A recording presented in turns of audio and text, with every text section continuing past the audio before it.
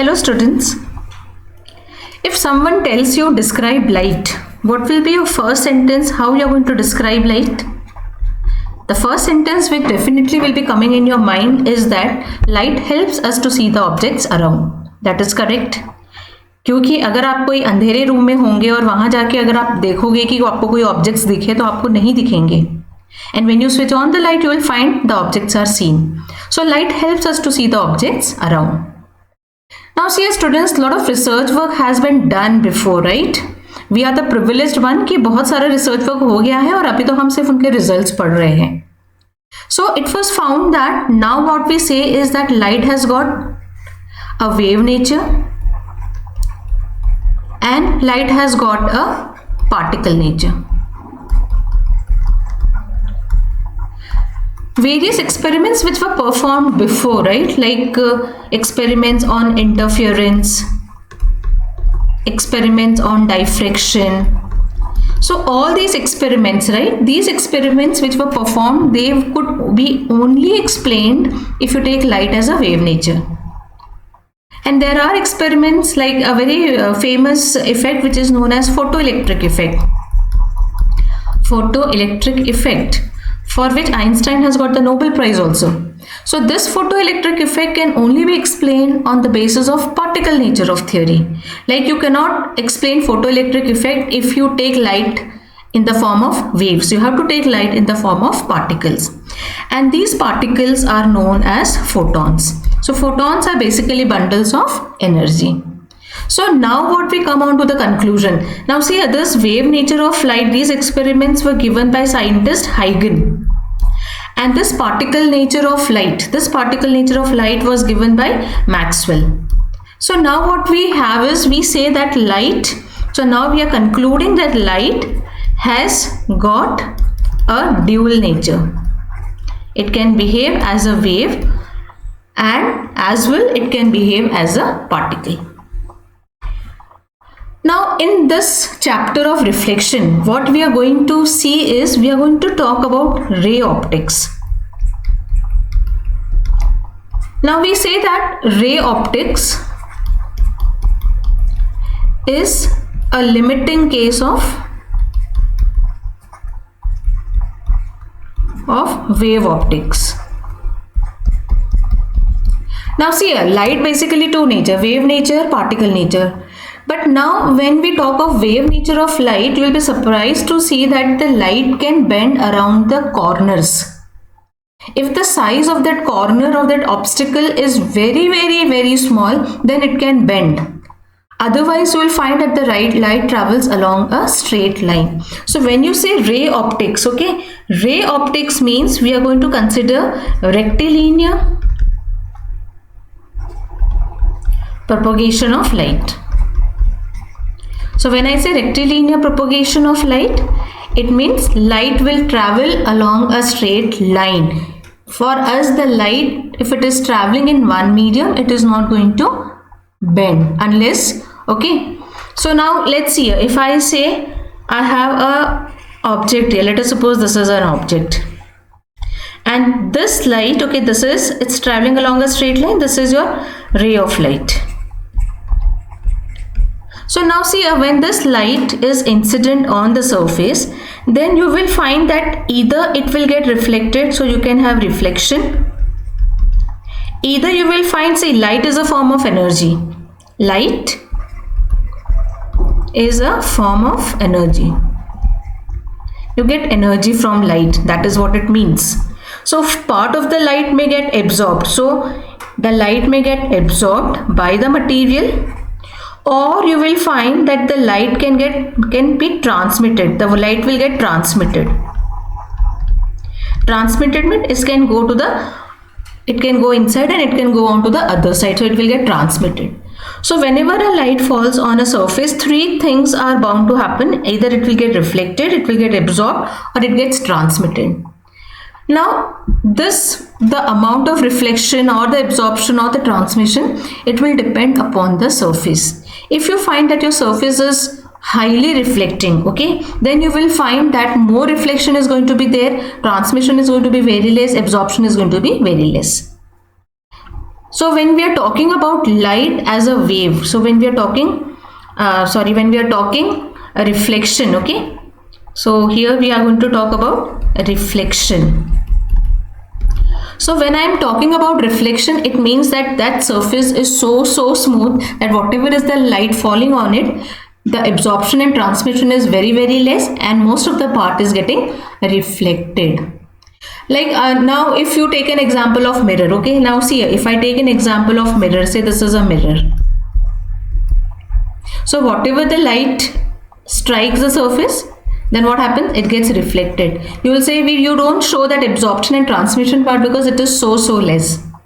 Another example, if you say you have a glass slab, let us suppose this is a glass slab.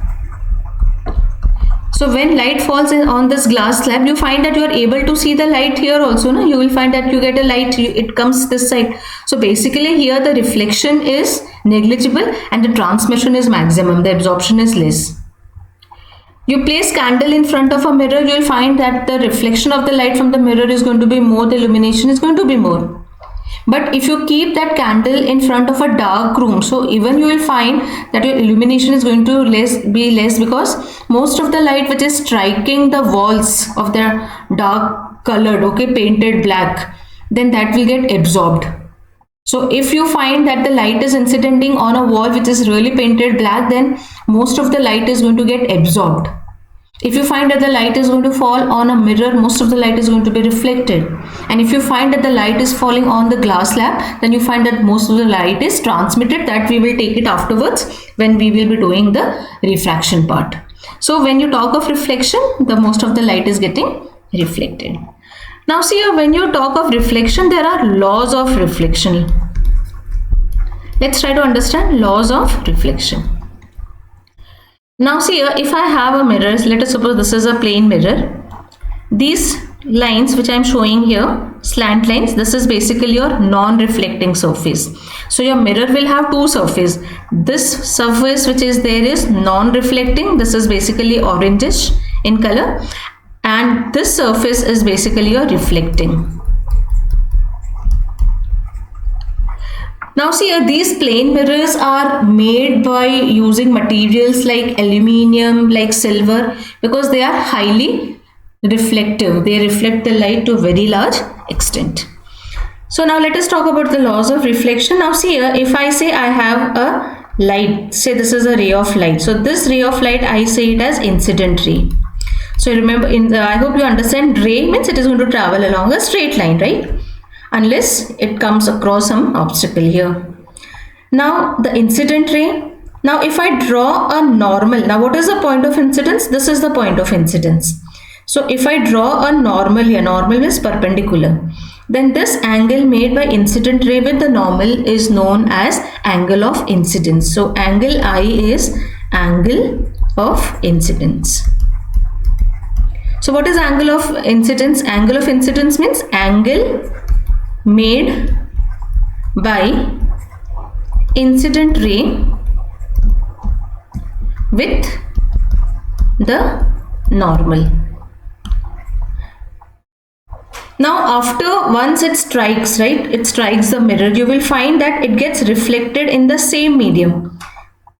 So you will find that this gets reflected here in the same medium. This ray is known as reflected ray, and this angle is known as angle of reflection. So, and this is angle of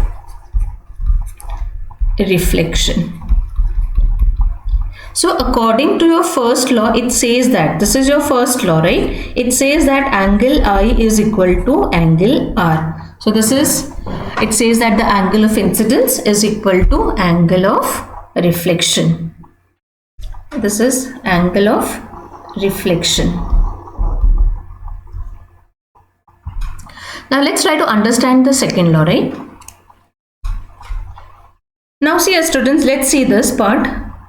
If I say this is x-axis and this is y-axis, and this is the axis which is coming out towards you, that is your z-axis. So how many planes are here? If you say, you will have xy plane, right? This is going to be one plane. With another plane you have yz plane. This is going to be a yz plane. and you will have xy plane and you will have xy plane.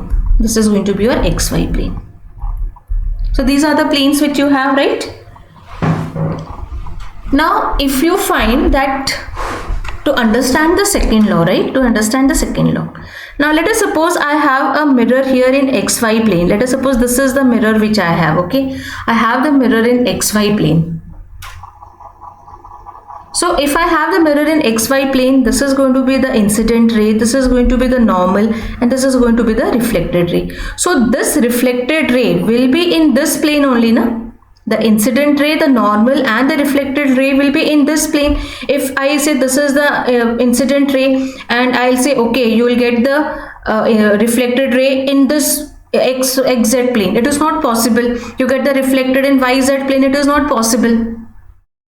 So your incident ray, the normal at this point of incident and the reflected ray, these all will lie in the same plane. If I say I have a mirror in xz plane, let us suppose I have a mirror in xz plane, this is the mirror. And if I say this is the incident ray and this is going to be the reflected ray, this is the normal. So is it not everything lying in the same plane? It cannot happen that you have incident ray in xy plane and you get reflected ray in some other plane, yz plane. It cannot happen. And therefore the second law says that the incident ray, the normal at point of incidence. Which normal you have to consider? Should I consider this normal? No, I have to consider normal at this point of incidence. So the incident ray, the normal at point of incidence and reflected ray, they all lie in same plane. So I hope I am making this very clear to you. So these are two laws of reflection. Now let's talk about plane mirrors, okay? Plane mirrors. Now see, when I say plane mirror means, as the name suggests, it is going to be a plane. There will be no curve in the plane mirror. So if I consider this as a plane mirror, let us suppose this is a plane mirror, right? And if I say, let us suppose this is object A and B. Now see students, we know that the image which will be formed, okay, let's see this characteristics. So what are the characteristics of plane mirror? First one, you will find the size of image is same as size of object.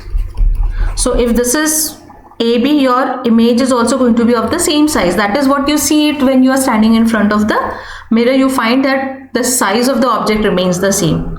The second point, you will say image is formed on the other side of the mirror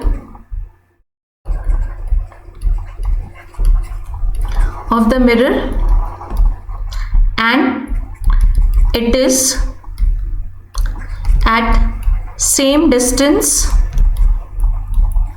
from mirror as the object is. What does it mean? Now see here, the image which you will see will be somewhere here, right? So it is on the other side. So this B dash and A dash, let us suppose this is the image which is formed.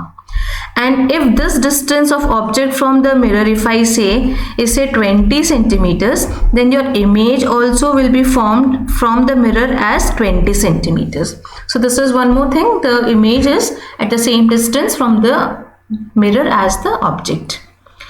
Third point which you can see is that the image formed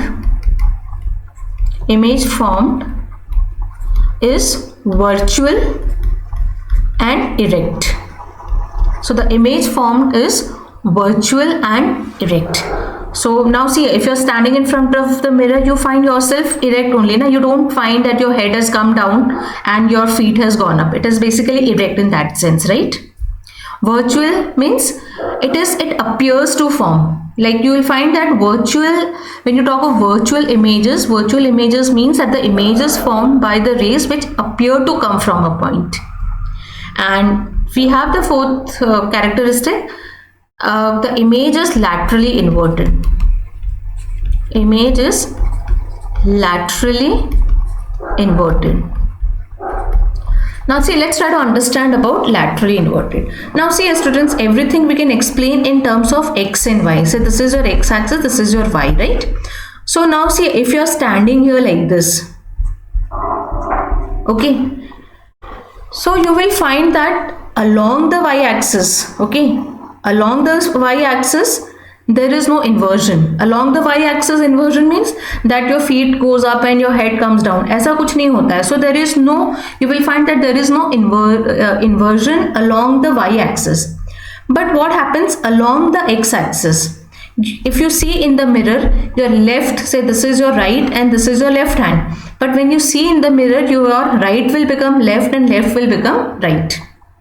In easy way, if you see this, right? Let us suppose I say I have a letter P here. This is letter P.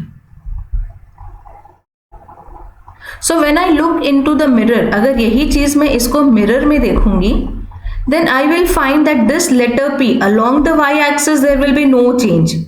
But along the x-axis, this is your x-axis, you will find that it becomes like this. There is an inversion along x-axis and inversion laterally, you can say, right? And therefore the image, you say that the image is laterally inverted. So if you have a mirror here, right, say this is the mirror and you write the letter B in front of it. So lateral inversion, because of the lateral inversion, you will find that B is going to be something like this. So it is only inversion along the x-axis, that is laterally inverted. Now let's try to understand the image formed by a plane mirror. So this is, we know the figure is going to be something like this. Now let's see the ray diagram for it, how the images are formed. Like why should I say that this point B will be this, the image will be here only of this B? Why should I say that the image of A should be here only? So we have ray diagram for that. Just try to understand it. And see, if I want to locate a point, remember this, to locate a point, okay, of image, we require at least 2 rays. We can have 3, 4, 5, whatever it is, but 1 ray we cannot locate the image. We at least require 2 rays. Let's see here. Let us suppose that this is the mirror, right? So this is the object, this is A and B is the object. Now if I draw the first ray, let us suppose I am drawing the first ray like this. So first ray from here. Another thing is here, students, if you say you have A and B as the object, now from this point there will be so many rays coming. Na? It is going to be, we will have number of rays which will come from B. Na? So we don't require all these rays. Similarly, there will be number of rays coming from A. So we can only choose any 2, not all. Na? Otherwise the figure gets dirty. So B, if I say I want to see 1 ray. So 1 ray from B will go and strike the mirror like this. And from here only it will get reflected. Now see here, if I say any ray coming like this, it means somewhere it should come from one point. Na? So it may appear that it is coming from behind. Now which point I am not able to locate. Whether it is nearer or far, I am not able to locate, right? So it is coming from this, that is perfect. Now if I say, if I have another ray, let's see here, I'll take another ray. Let us suppose I have another ray. This is the another ray. Now see here, this is the normal which will be drawn at this point. Here it will get reflected and this also will appear as if it is coming from behind. Now see where these two will meet. This is the point where the image is formed. So you at least require 2 rays to locate the image. Let's see here, another, we'll see from A also. Now see here, 1 ray from A, we can draw it like this and it will appear as if it is coming from somewhere behind, right? Another ray of A, let's try to locate it. Another ray, I can take it anywhere. Let us suppose I am taking it here, right? So here I will have a normal and from here the ray will get reflected and it will appear that it is coming from where? It is appear that it will come from say this point, है ना? Now see here, these two are coinciding. So this is your point A dash, and therefore the image is formed like this. So for every point here, you can see here, for every point, if you do like this, you will get that. So we take the end point so that every point in between is taken care of, and therefore you will find that this is how the image is formed. So 2 rays are required. This is what our requirement. If you say 3 rays, okay, let us suppose from B I draw one more ray. So let us suppose from B I have drawn one more ray like this. This is the normal, and it will be getting reflected. So for this part also will come from where? This part also will come from here. So all the points you will find that it will be coming from B dash. And now see here, these figures here I have drawn it with dashed lines. It means that it appears as if it is coming. Actually it is not coming, it is appearing. Actually तो हमें लगेगा mirror से ही आ रहा है ना, यहाँ से ही आ रहा है, लेकिन यहाँ पे कोई सोर्स तो है नहीं, तो कहाँ से आएगा? So it is appearing as if it is coming from this point, and therefore you say that this image is a virtual image. Now similarly, if I say, let us see quickly, we can see, let us suppose if I say I have letter P here, right? So I'll consider these points. This point I'll consider this point, I'll consider this point. So this point, the ray will go here like this, come back, it will appear it is coming somewhere from here. It will come here, this is the normal, gets reflected, and it will appear as if it is coming from this point. So here see here, this point, if I'm saying this point as A, so this point A has come here. If I say this point, another point at the back, so another point at the back, इसकी image कहाँ बनेगी? इसकी image यहाँ बनेगी. If I say this point, इसकी image कहाँ बनेगी? इसकी इमेज यहाँ बनेगी. And therefore you will find that if I join this, it will be here, right? So if I join this, I'll get this letter P like this. So here you will find that, see, this point which was close to the mirror is close to the mirror here also, and that's how this lateral inversion is also there. So I hope students this part is clear to you. Revise this. We will be doing more about the reflection part, that is the spherical mirrors, later on. Thank you so much.